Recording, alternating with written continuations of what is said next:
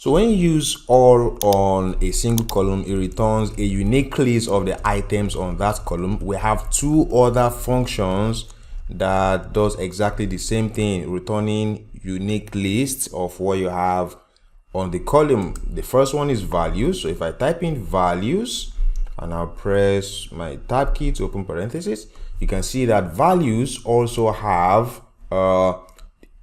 table name or column name as argument. So if you supply a table name to the arguments of values, we give you a column that has unique rows. That means no single row we have the same values twice, but we mostly use values on column names so that we can get a unique list of the items in that column.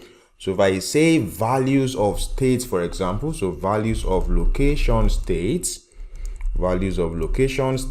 press tab and close parenthesis, and I hit enter.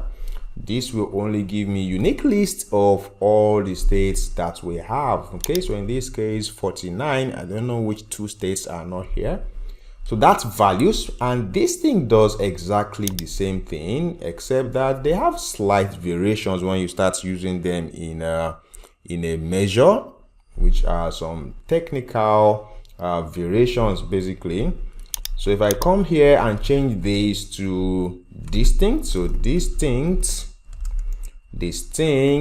and distinct also asks for a column name or a table expression. You hardly use it for the other one.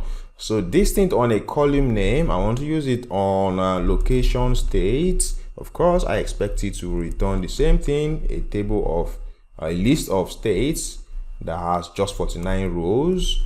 Close and I hit enter, and that also gives me the same thing. Of course, we'll see some other variations of these functions when we start to use them on measures.